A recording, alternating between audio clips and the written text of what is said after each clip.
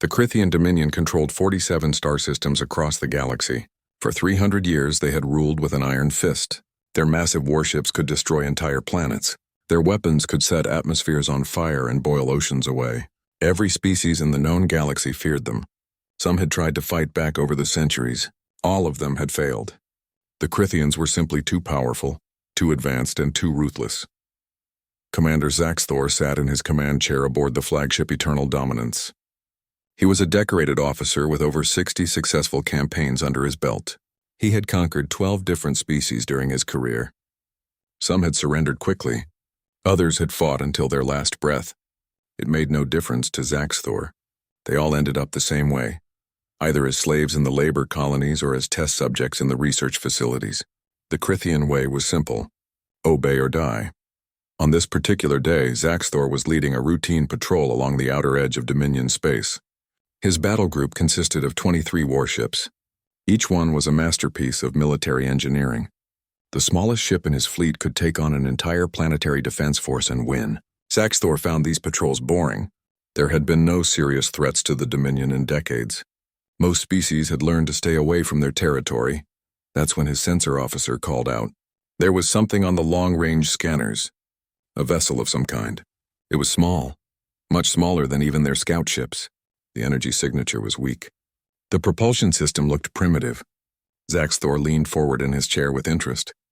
This was the most exciting thing that had happened in months. He ordered his fleet to move in closer. As they approached, the sensors gave them more information. The vessel appeared to be very old. Its design was unlike anything in the Dominion database. There were only 5 life forms aboard. 5. Zaxthor almost laughed.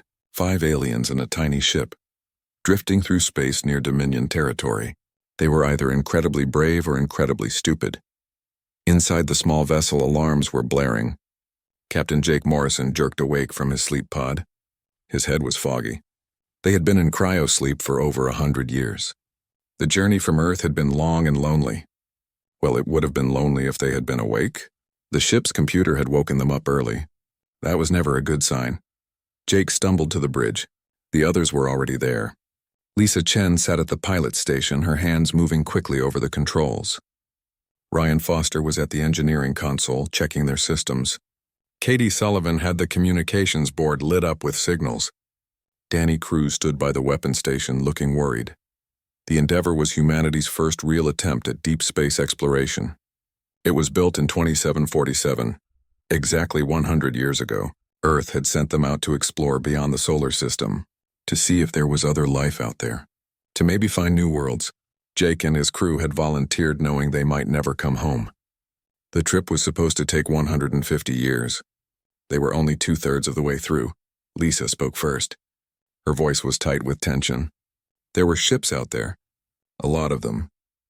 At least 20, maybe more. They were big. Really big. And they were surrounding the Endeavour. Jake felt his stomach drop. After a century of travel through empty space, they had finally found aliens. And it looked like these aliens were not friendly. Katie was trying to make contact. She was broadcasting greetings in every language Earth knew. She was using mathematics and physics to show they meant no harm. But there was no response. Or rather, there was a response, but it was not in any language they could understand. The alien transmission sounded harsh and mechanical. It repeated over and over. Whatever it was saying, it did not sound like a welcome. Ryan checked the sensors. The alien ships were moving into a formation around them. It was a classic military maneuver. They were being surrounded, trapped. He looked at Jake and shook his head. These aliens were treating them like a threat or like prey. Either way, it was bad news. On the Crithian flagship, Zaxthor was listening to the strange transmissions from the alien vessel. His translation computers were working on it, but they had never encountered this language before. It did not matter. The meaning was clear enough. The aliens were trying to communicate. They were probably begging for mercy or offering surrender, standard behavior for inferior species. He broadcast his standard ultimatum: surrender your vessel, prepare to be boarded. Resistance will result in termination. His crew had done this hundreds of times before. The process was smooth and efficient. The aliens would either comply or they would be destroyed. Then their ship would be taken apart to study their technology. Their bodies would be examined. Any useful information would be extracted. It was all very routine. Zax Thorne noticed that the alien vessel's weapons were powering up. He smiled. So they wanted to fight? How amusing. His tactical officer reported the energy readings. They were pathetic. The alien weapons generated less power than a Crithian hand weapon. It would be like fighting with toys. Still, regulations required a response to any hostile action. He would disable their ship first, then board it. Inside the Endeavor, Danny was looking at his weapons console. The ship had defensive systems, but they were experimental.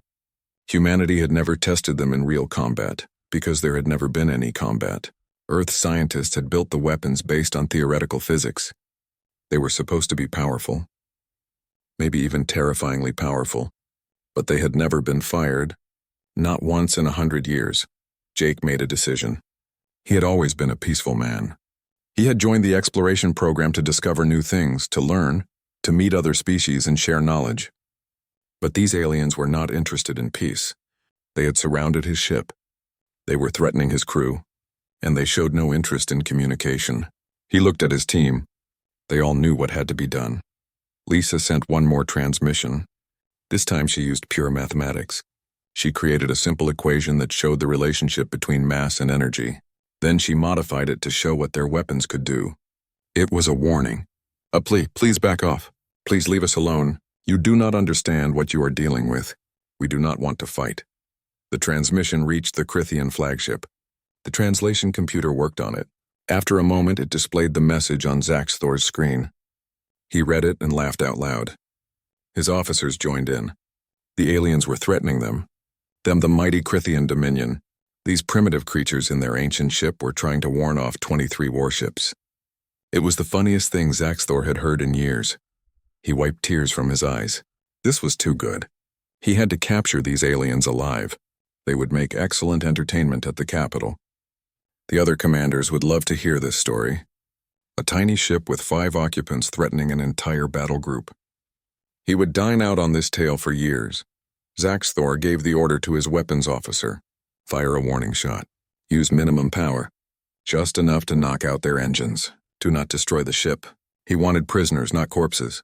The gunner acknowledged and targeted the rear of the alien vessel. A plasma bolt, barely a fraction of their full power, lanced out from the flagship.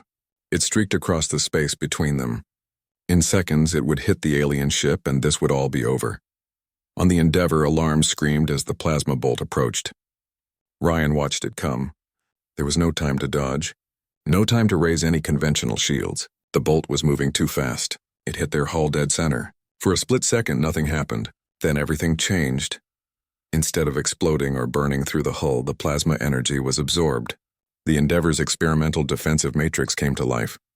Every light on the ship blazed bright. Systems that had been dormant for a century suddenly activated.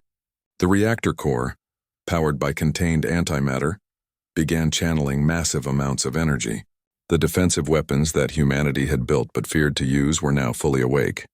Jake felt the ship vibrate under his feet. This was not supposed to happen. The weapons were designed to only activate when the ship was under direct attack. They had been attacked. Now the system was responding. He looked at Danny, who was staring at his console in shock. The power readings were climbing, fast, too fast. On the Crithian flagship, chaos erupted. The sensor officer was shouting warnings. The alien vessel's energy signature was spiking. It had gone from nearly nothing to more than their entire battle group combined. And it was still climbing. Zax Thor felt his confidence evaporate. This was wrong. This was all wrong. What kind of ship was this? He ordered his fleet to open fire. Full power. Destroy that ship now. But even as the order left his mouth, he knew they were too late. The alien vessel had stopped looking like a helpless victim. It now looked like exactly what it was. A weapon. A terrible, powerful weapon that the Crithians had just made the fatal mistake of attacking. In those final seconds before everything changed, Jake Morrison looked at his crew. They were scared. He was scared too. But there was no going back now. The aliens had fired first. They had threatened innocent explorers who only wanted peace. Now they would learn what humanity was capable of when pushed into a corner. The weapon was charging. Soon it would fire, and the galaxy would never be the same. The Endeavor's weapon system reached full charge in less than 30 seconds. Ryan watched the numbers climb on his screen. The ship was pulling power from the antimatter reactor at levels they had never seen in testing. The whole vessel was humming with energy. He could feel it in his bones. The air itself seemed to vibrate with potential. Danny's hands moved over the weapons console. The targeting computer had locked onto every single alien ship. All 23 of them. The system was tracking their movements, predicting their paths, calculating firing solutions. It was all automatic now. The artificial intelligence built into the weapon did not need his help. It knew what to do. It had been designed for exactly this moment. Jake gave the order. His voice was quiet but firm. Fire. Danny pressed the activation button. For a heartbeat, nothing happened. Then the Endeavor shuddered, not from recoil or explosion. The ship trembled as it tore a hole in the fabric of space itself. The weapon did not shoot lasers or missiles or energy beams. It did something far stranger and far more terrible. It created a sphere of collapsed space-time. A bubble where the normal rules of physics stopped working, where matter and energy became unstable, where the bonds holding atoms together simply gave up. The sphere appeared next to the 3 closest Crythian warships. It looked like a perfectly black ball, darker than space itself. It was only a few meters across. Then it expanded at the speed of light. In less than a second, it was a kilometer wide. The 3 warships touched the edge of the sphere and vanished. They did not explode. They did not break apart. They just stopped existing. One moment they were there. The next moment there was nothing. Not even debris. On the Crythian flagship, Zaxthor watched his screens in horror. 3 of his ships were gone, just gone. The sensors showed nothing. No wreckage. No radiation. No trace that they had ever been there at all. His mind could not process what he was seeing. In 300 years of Dominion history, no enemy had ever done anything like this. He screamed at his fleet to scatter. Get away from that alien ship. Jump to faster than light speed. Run. But his ships were too close together. They had been in a capture formation. Tight and organized. Perfect for surrounding a helpless target. Terrible for escaping from a real threat. The black sphere collapsed back on itself and disappeared. For a moment, Zaxthor felt hope. Maybe that was all the weapon could do, one shot. 3 ships lost, but he still had 20 more. They could still destroy the alien vessel. Then he saw the second sphere appear, and the third, and the fourth. His hope died. Lisa was watching the tactical display through her fingers. She did not want to see this, but she could not look away. The weapon was firing repeatedly. Each shot created another sphere of collapsed space. Each sphere erased more alien ships. It was the most horrifying thing she had ever witnessed. This was not a battle. It was an execution, but something else was happening. Something the human crew did not expect. The quantum collapse was not staying contained. When the spheres touched the alien ships, they absorbed the energy from their reactors and shields. That energy fed back into the weapon effect, made it stronger, made it spread. The scientists who designed this weapon had built it to destroy one target at a time. They had never tested what would happen when it touched something with its own power source. The effect jumped from ship to ship like lightning. Each time a sphere touched a Crythian vessel, it drained the ship's energy and used it to create another sphere. The weapon was using the alien fleet's own power against them. It was feeding on them. Growing stronger with each kill, Katie was monitoring all the radio frequencies. She could hear the alien transmissions. They were panicking, screaming, begging for help, calling out to their gods. Some were trying to surrender. Others were trying to escape. None of it mattered. The weapon did not care about surrender. It did not stop for mercy. It just kept spreading, ship after ship after ship. 90 seconds after the first shot, it was over. All 23 Crythian warships were gone. The space around the Endeavor was empty except for fading radiation and scattered particles. Not a single alien vessel remained. Not a single escape pod had gotten away. The weapon had been thorough and efficient. Just like it was designed to be, the bridge of the Endeavor was silent. Nobody spoke. Nobody moved. They all stared at the empty screens. Jake felt sick to his stomach. They had just killed thousands of beings, maybe tens of thousands. He had no idea how many crew members each of those big ships carried. The number did not matter. They were all dead now. Because of him. Because of his order. Ryan was the first to notice the new problem. His engineering console was showing red alerts across the board.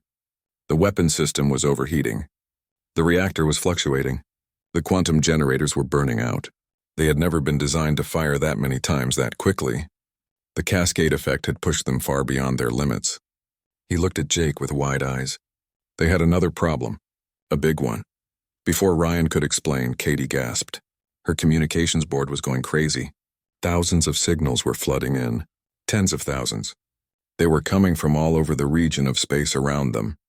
Different frequencies. Different languages. Different encryption methods. But as her computer started translating them, a pattern emerged. They were all saying similar things. The transmissions were asking questions. What happened to the Crithian ships? Did someone destroy them? Who did it? How did they do it? Some of the messages sounded confused. Some sounded scared. But many of them, the ones that Katie focused on, sounded hopeful, even joyful, as if something wonderful had just happened. Danny was still watching his weapons console. The cascade effect had not stopped with the fleet around them. The quantum collapse had jumped through the communication links between the ships. It had traveled through their faster-than-light transmissions. The effect was spreading through the entire Crithian network. He pulled up a map of the region and showed it to Jake. Red dots were appearing all across the display.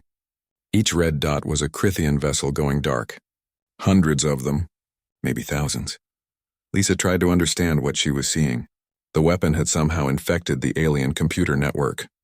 It was traveling through their own systems, using their own technology to spread. Every ship connected to the Crithian communication grid was being affected. Their shields were collapsing. Their reactors were failing. The quantum weapon was killing an entire empire's military through their own network. Jake sat down heavily in his captain's chair. They had not just destroyed a fleet. They had destroyed an empire.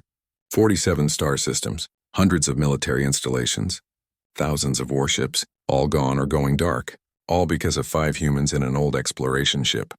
All because those aliens had made the mistake of firing first. Katie was translating more messages. She found broadcasts from dozens of different species. They were all talking about the same thing. The Crithian Dominion had gone silent.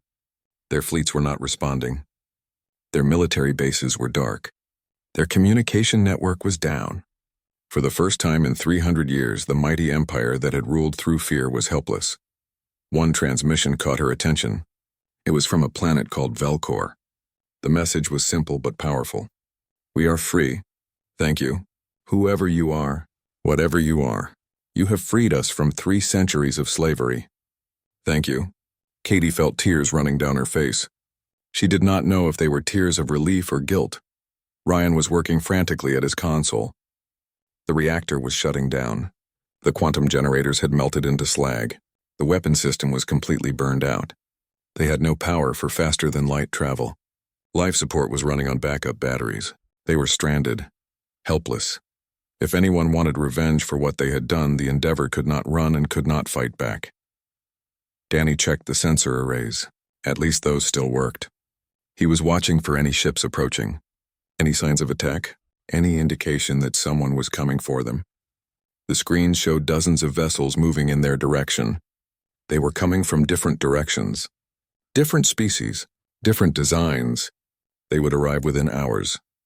The crew of the Endeavor waited and wondered if they had just saved the galaxy or doomed themselves.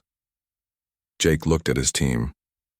They were exhausted, scared, confused. They had left Earth 100 years ago to explore and learn. Now they were sitting in a damaged ship surrounded by debris from thousands of dead aliens. They had become warriors without wanting to. They had ended an empire without meaning to. And they had no idea what would happen next. Lisa spoke quietly. She asked the question they were all thinking. Did we do the right thing? Jake did not have an answer. They had defended themselves. That was certain. The aliens had attacked first. That was also certain, but the results were so much bigger than self-defense. They had changed the entire political structure of this part of the galaxy. Millions of beings were affected, maybe billions, and it all happened in less than 5 minutes. Katie was still listening to the transmissions. More and more messages were coming in. Species they had never heard of were broadcasting celebrations. Former slaves were declaring independence. Oppressed worlds were rising up against their Crithian occupiers. The empire was falling apart, not just militarily but politically. The fear that had held it. The first ships arrived 6 hours after the battle. They came slowly and carefully. Danny watched them on the sensors. There were 12 vessels of different sizes and designs. None of them had their weapons charged. They were broadcasting peaceful messages on all frequencies. Katie translated what she could. The ships wanted to talk. They wanted to meet the beings who had defeated the Crithian Dominion. Jake was nervous. The Endeavor was defenseless. If these aliens wanted revenge, or if they saw humans as a threat, there was nothing his crew could do. But they had no choice. They could not run. They could barely keep life support running. He told Katie to send a response. Tell them we mean no harm. Tell them we are explorers from a planet called Earth. Tell them we only fought because we were attacked. The alien ships moved closer. One vessel separated from the group and approached the Endeavor. It was about the same size as their ship. Its hull was covered in strange symbols. Katie received a transmission. The aliens were asking permission to dock. They wanted to come aboard. They wanted to meet face to face. Ryan checked the docking port. It was still functional. Barely. He gave Jake a thumbs up. They could allow the aliens to board if they wanted. Jake made the decision. Let them come. Maybe these beings could tell them what they had gotten themselves into. Maybe they could explain what the Crithian Dominion really was. 20 minutes later, the alien vessel connected to their airlock. Jake and his crew waited in the main corridor. They had no weapons. They had no plan. They just stood there and hoped for the best. The inner door of the airlock opened. 3 beings stepped through. They were unlike anything the humans had imagined aliens would look like. 2 of them were tall and thin with 4 arms and pale blue skin. Their eyes were large and golden. The third was shorter and stockier with gray fur covering its entire body. It had 6 legs and a face that reminded Lisa of a wise old owl. All 3 wore simple clothes that looked more like robes than uniforms. The taller blue alien stepped forward. It spoke in a language that sounded like musical chimes. Katie's translation device worked on it. The words came through clearly. We are the Velcorians. We come in peace and with gratitude. You have freed our people from 300 years of suffering. We wish to thank you and offer our assistance. Jake did not know what to say. He had expected anger or fear, not gratitude. He introduced himself and his crew. He explained that they were from Earth, a planet far away from this region of space. They had been traveling for over 100 years. They had no idea the Crithian Dominion existed until a few hours ago. They had no idea what their weapon would do. The furry alien spoke next. Its voice was deep and rumbling. We are called the Torment. Our world was conquered by the Crithians 80 years ago. They took our children, forced us to work in their mines, killed anyone who resisted. Today, their ships went silent. Their bases stopped responding. We are free because of you. Whatever your intentions were, you have saved billions of lives. Lisa felt tears in her eyes again. She had been feeling so guilty about the killing, but hearing this put it in perspective. The Crithians were not innocent explorers. They were conquerors, slavers, mass murderers. The weapon had stopped them from doing more harm. It had freed entire civilizations. She looked at Jake and saw the same realization on his face. The second Velcorian spoke. We have brought supplies for your ship. We can see your reactor is damaged. We have technology that can help. We also brought medical supplies and food. We know you are from far away. You will need help to return home. We offer this freely. No payment, no debt, just our thanks for what you have done. Over the next few days, more ships arrived. Representatives from dozens of different species came to meet the humans. Each one told similar stories. The Crithians had conquered their worlds, enslaved their people, destroyed their cultures. Some species had been under Dominion rule for generations. Others had only been conquered recently. But all of them were grateful to be free. Ryan worked with alien engineers to repair the Endeavor. They brought new reactor parts that were compatible with human technology. They showed him how to patch the damaged systems. They even upgraded some of their equipment. The aliens were amazingly generous. They asked for nothing in return. They just wanted to help the species that had saved them. Katie spent hours talking with the alien communications officers. She learned about the Crithian Dominion's history. They had started as a single planet 3,000 years ago. They had developed faster than light travel and immediately began conquering their neighbors. Every species they met was either enslaved or exterminated. Those who surrendered became workers. Those who fought were wiped out completely. For 300 years, the Dominion had been expanding. They had destroyed 23 different civilizations, made slaves of 47 species, killed trillions of beings. Their military was the most powerful force in this entire region of the galaxy. Nobody could stand against them. Nobody even tried anymore. Until the humans came along with a weapon the Crethians could not understand or defend against. Danny learned from Tormund military leaders about Crethian tactics.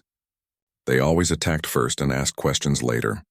They viewed all other species as inferior, weak, meant to serve or die.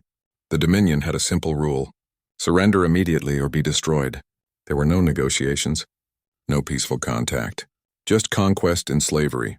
A Velcorian scientist asked to study the Endeavor's weapon system, or what was left of it. Ryan showed them the burned-out generators and melted components. The scientist examined everything carefully. After hours of study, he explained what had happened. The weapon was designed to create localized quantum collapses. It should have only affected one target at a time. But the Crethian ships had shields that used similar quantum technology. When the weapon hit those shields, it created a resonance cascade. The effect jumped from ship to ship through their own defensive systems. Then the cascade jumped into their communication network. The Crethians used quantum entanglement for faster-than-light communications. The weapon effect traveled through those links. It reached every ship and station connected to their network.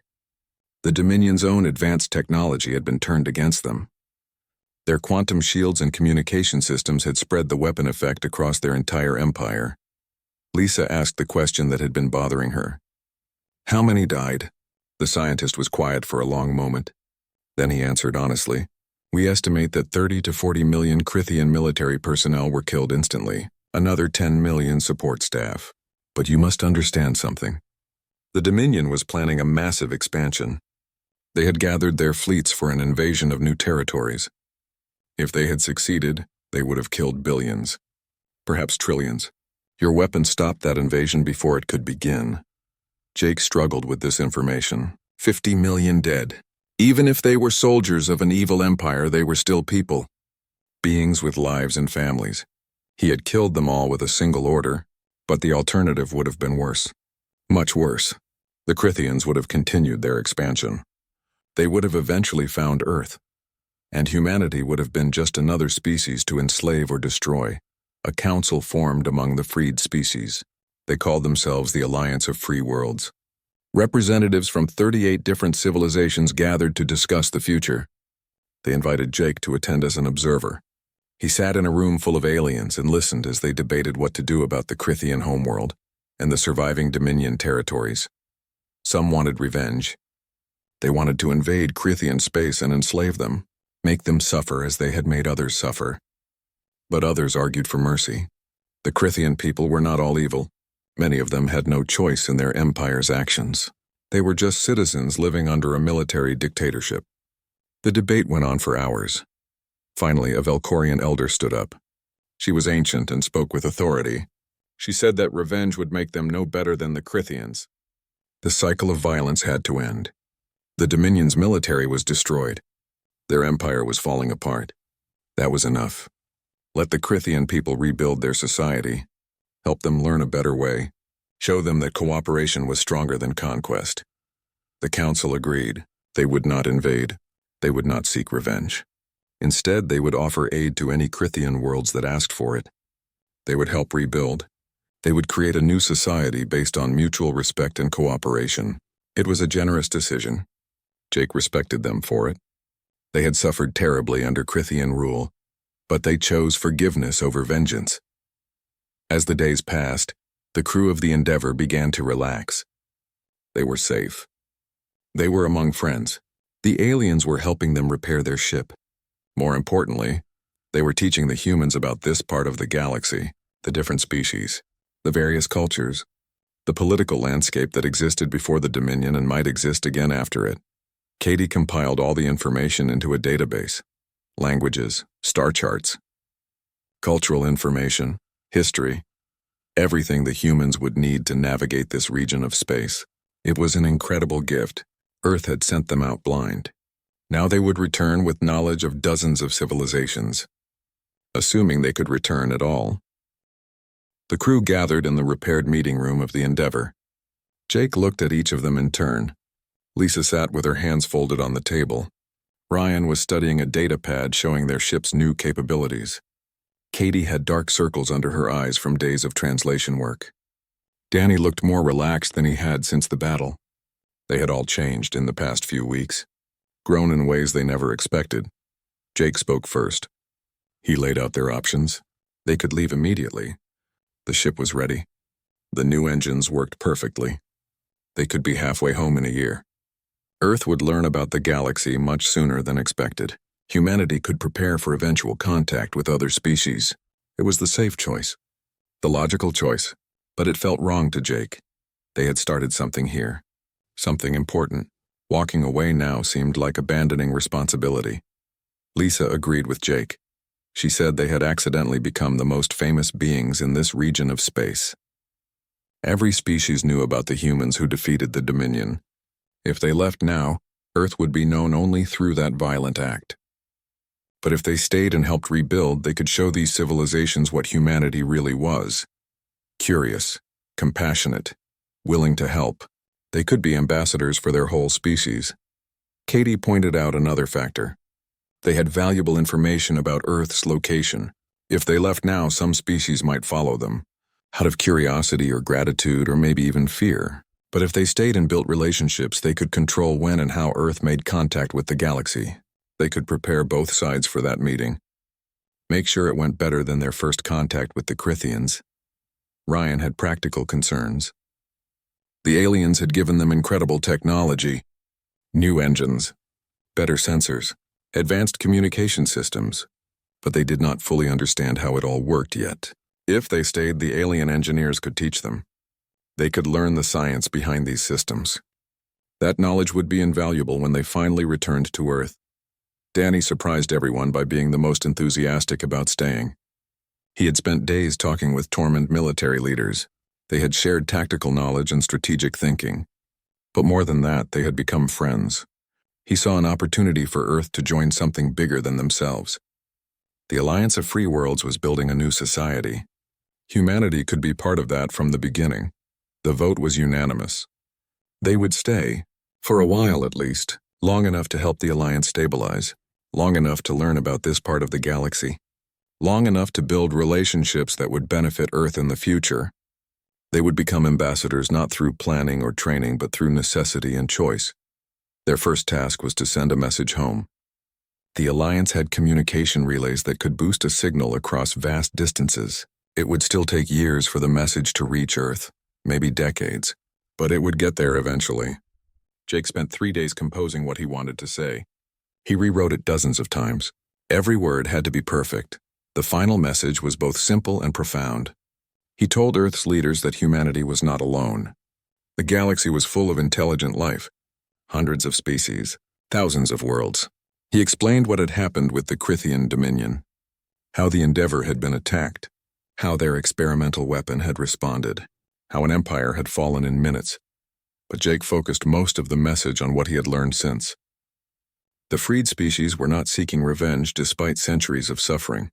They were building a society based on cooperation and mutual respect. They had welcomed humans despite witnessing their capacity for destruction. They had offered help and friendship without expecting anything in return. These were beings worth knowing, cultures worth learning from, allies worth having. He included a warning, too. The galaxy was dangerous. The Crithians were not unique. There were other aggressive empires out there, other species who viewed conquest as natural and right. Earth needed to be careful. The weapon they had built was powerful but terrifying. It should never be used lightly. The cascade effect had killed millions. That weight would stay with the Endeavor crew forever. Future generations should think long and hard before building such weapons again. Katie attached all the data they had gathered. Star charts, language databases, cultural information, scientific knowledge, technology specifications. It was an incredible gift to Earth. Centuries of research compressed into one transmission. Humanity would not be entering the galactic community blind. They would have a head start. Knowledge to build on, relationships to nurture. The message was sent through the Alliance relay network. It would bounce from station to station, gathering speed and strength. Eventually, it would reach the edge of known space. From there, it would travel in a straight line toward Earth. The crew watched as the transmission departed. They had just changed their homeworld's future. Earth would receive proof of alien life, instructions for making contact, a warning about the dangers, and a promise that their explorers were still out here, still representing humanity, still trying to do the right thing.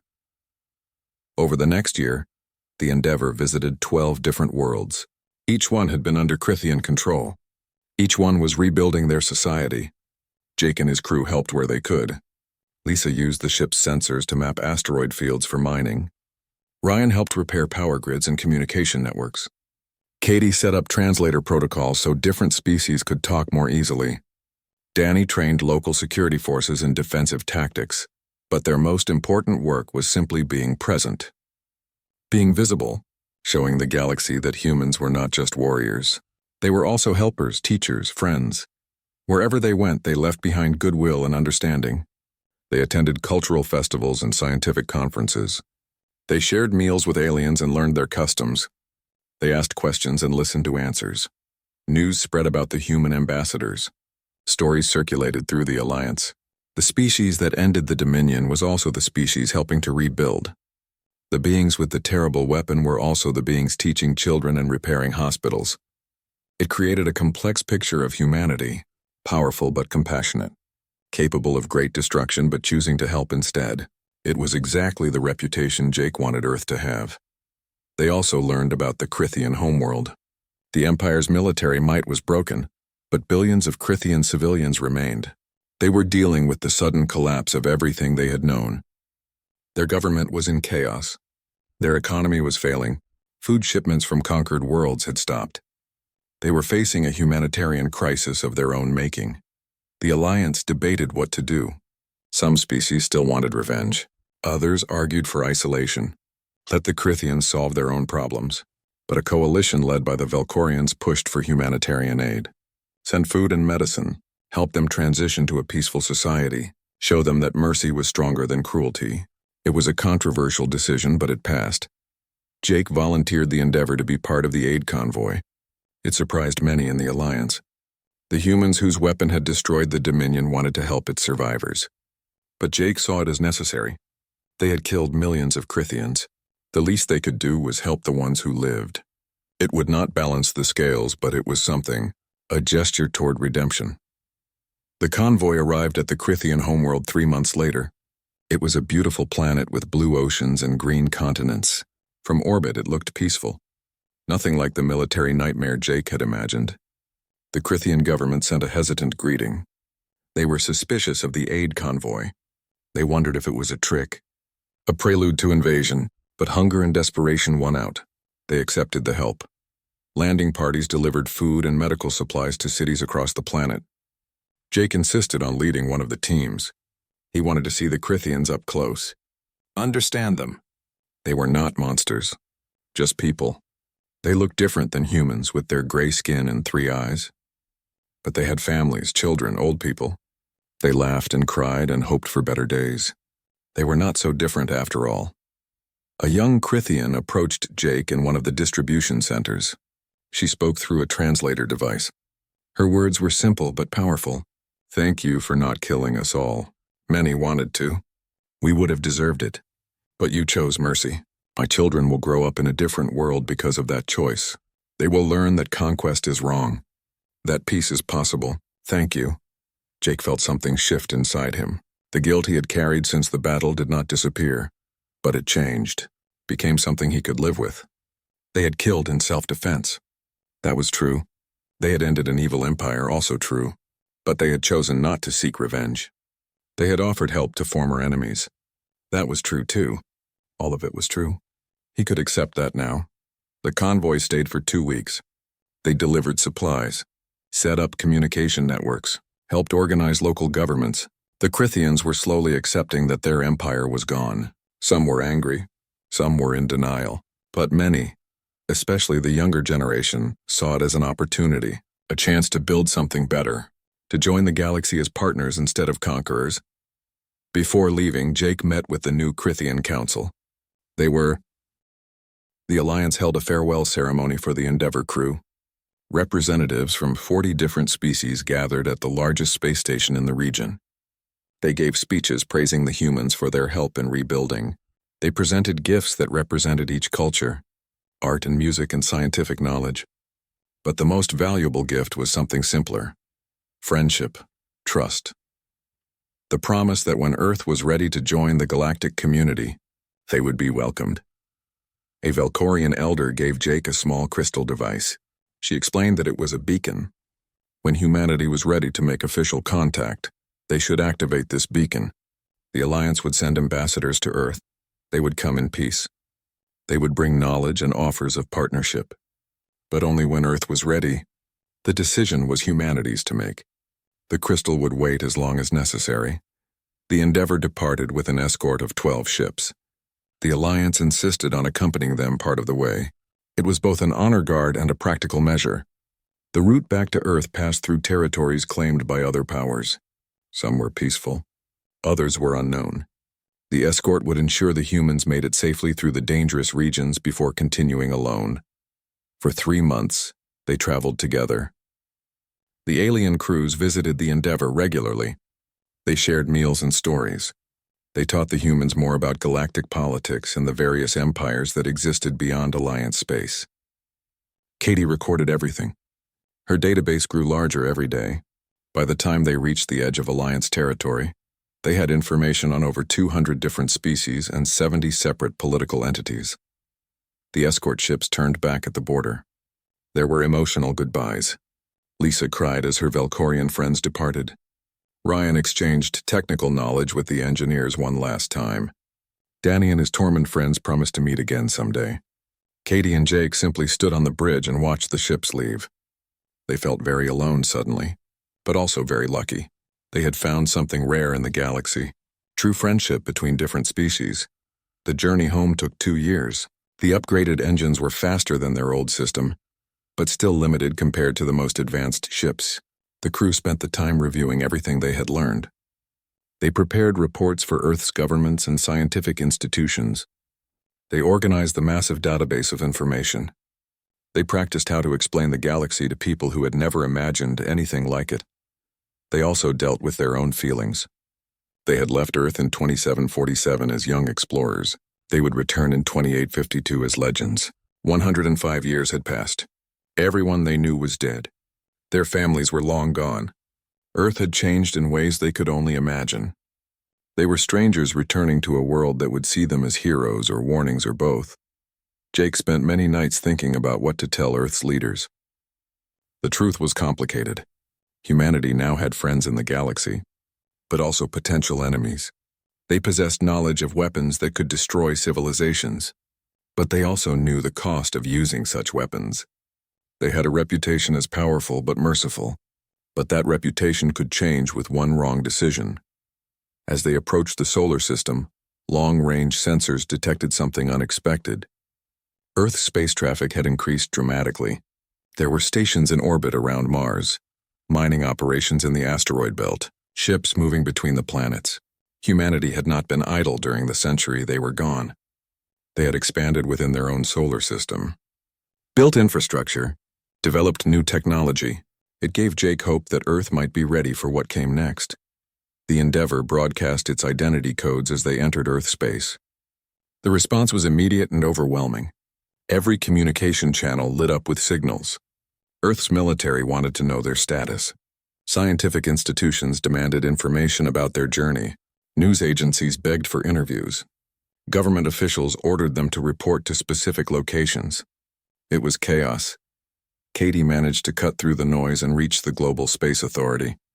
She explained that they had returned from deep space with crucial information about alien civilizations. They needed to speak with Earth's leaders immediately. The authority acknowledged and provided coordinates for a secure facility on the moon. The crew set course for humanity's lunar base. Landing on the moon felt surreal. They had been away so long, seen so many alien worlds, but coming back to Luna Station felt more foreign than anywhere else. The base was huge, far larger than when they left. Thousands of people lived and worked there now. As the Endeavour touched down, they could see crowds gathering to watch. They were celebrities, heroes, the explorers who had gone farther than anyone else and come back alive. A delegation met them at the airlock. The head of the Global Space Authority, representatives from Earth's major governments, military leaders, scientists. Everyone wanted to hear their story. Jake suggested they move to a secure briefing room. What they had to say was too important and too sensitive for a public setting. The briefing lasted 12 hours. Jake told them everything. The encounter with the Crithian Dominion, the battle, the weapons cascade effect, the fall of the Empire, the freed species, the Alliance of Free Worlds, the 2 years they spent as ambassadors, the aid mission to the Crithian homeworld, every detail, every lesson learned, every warning about what humanity might face in the future. The officials had thousands of questions. How powerful was the weapon really? Could it be recreated? Were the aliens friendly or just hiding their true intentions? Should Earth prepare for war or peace? What technologies did the aliens have? Could humanity catch up? The questions went on and on. Jake answered as honestly as he could. But some questions had no good answers. Katie presented the database she had compiled. Star charts showing Alliance space and surrounding territories. Language files for 68 different species. Cultural guides. Scientific papers on alien technology. Detailed reports on galactic politics. It was an overwhelming amount of information. Earth xenologists and linguists were ecstatic. They would spend years studying this data. Ryan shared the technical specifications of the upgrades the aliens had made to the Endeavor. New reactor designs, advanced propulsion systems, better sensors and communication arrays. He explained that the aliens had been generous with their knowledge. They wanted humanity to succeed. They saw Earth as a potential ally and partner. But Ryan also warned that reverse engineering this technology would take decades. Humanity had a lot to learn. Danny's report focused on military matters. He described the Crithian fleet's tactics and capabilities. He explained what he had learned from Tormund military leaders about defensive strategies. But he emphasized something else too. The Alliance species had chosen cooperation over conflict. They had built a society where different species worked together for mutual benefit. That was the model Earth should follow, not the Crithian path of conquest. Lisa gave her assessment of galactic politics. There were many different powers out there, some peaceful, some aggressive, some isolationist. The Alliance controlled a significant region, but was not the largest or most powerful entity. There were empires that made the old Crithian Dominion look small. Humanity needed to be careful. Make smart choices about who to contact and when. One wrong move could bring disaster. After the briefing, Jake met privately with Earth's leaders. He showed them the crystal beacon, explained what it represented. A standing invitation to join the galactic community, but also a responsibility. If Earth activated the beacon before they were ready, it could be catastrophic. They needed to prepare, develop better technology, create unified policies for dealing with aliens. Most importantly, they needed to mature as a species. The galaxy did not need another aggressive empire. The leaders debated what to do. Some wanted to activate the beacon immediately, establish contact, get access to alien technology and knowledge. Others urged caution. Study the data first, prepare properly, build up defenses in case things went wrong. The debate would continue for years. Jake was glad it was not his decision to make anymore. He had done his part, brought back the information, established the connection. Now it was up to Earth's people to decide their future. Over the following months, the crew of the Endeavor became public figures. They gave speeches at universities and government assemblies. They wrote books about their experiences. They appeared on news programs and documentaries. Everyone wanted to hear about the aliens, about the battle, about the galaxy waiting beyond Earth's borders. It was exhausting but necessary. Humanity needed to understand what they had learned. But privately, the crew struggled. They had returned to a world that was familiar but strange. Technology had advanced. Culture had shifted. Language had evolved. They were living legends but also people out of time. They had each other, at least. The 5 of them understood what they had been through in ways nobody else could. They remained close, a family forged in the depths of space. 1 year after their return, Jake stood in the newly built Alien Relations Center. It was humanity's attempt to prepare for eventual contact. Thousands of people studied there, learning alien languages, studying galactic cultures, preparing to be Earth's ambassadors. Jake taught a